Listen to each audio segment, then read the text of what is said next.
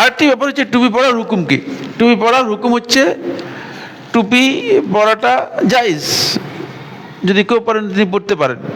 কিন্তু টুপির ব্যাপারে একটি সহিহ হাদিসও সাব্যস্ত হয়নি। একটি সহিহ হাদিসও কি টুপির ব্যাপারে সাব্যস্ত হয়নি। সাব্যস্ত হয়েছে পাগড়ির ব্যাপারে, সাব্যস্ত হয়েছে পাগড়ির ব্যাপারে, টুপির ব্যাপারে একটা সহিহ হাদিসও সাব্যস্ত হয়নি। যে হাদিসটা সুনান তিরমিজির মধ্যে আবু কাবশা আল-আম্বারি রাহিমাহুল্লাহ তাআলা থেকে বর্ণিত হয়েছে, সনদের দিক থেকে সেটা মুনকার।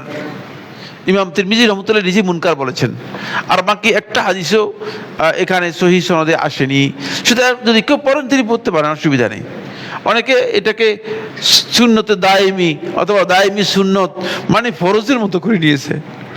টুপি মাথার মধ্যে না দিলে মানে অবস্থা এমন যে মানে আমরা দেখছি যে মদিনাতে আমাদের এক ইমাম সাহেব ছিলেন। ইমাম বলতে আমি যে পাড়ায় ছিলাম আর কি, পাড়ার মসজিদের ইমাম ছিল উজবেকিস্তানি, উজবেক লোক ছিল, বুঝতে পেরেছেন কিনা। কট্টর কঠিন লোক এবং অত্যন্ত কট্টরপন্থী মানুষ। তো আফ্রিকান ছাত্র যারা আমাদের স্টুডেন্ট ছিল এরা বেশিরভাগই মাথায় টুপি পরতো না। আর আমরা তো বাংলাদেশের অভ্যাস থেকে মাথায় টুপি পরি, আগে থেকেই টুপি পরি। টুপি ছাড়া কখনো কোথাও আমরা যাই না, আমাদের অভ্যাস নেই, বুঝতে পেরেছি। কিন্তু আফ্রিকানরা মাথায় টুপি পরতো না।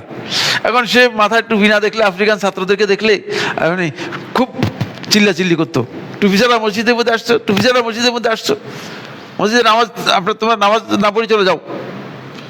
তখন আফ্রিকানরা একদিন একত্রিত হয়ে তারা চলে যায়। মিয়া বুড়া মানুষ, অত্যন্ত বুড়া মানুষ, খুব সম্মানিত মানুষ। এই মিয়া আফ্রিকানরা তো ওদের পড়ালেখা খুব ভালো, বলে তুমি যে টুপি টুপি করতেছো, টুপি শব্দ আরবি কি বলো তো?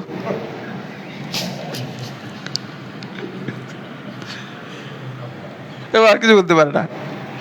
ওটা হাদিসের মধ্যে এই শব্দই তো মিয়া নাই, তুমি যেটা বলতেছো এটা তো হাদিসের মধ্যেই নেই মিয়া।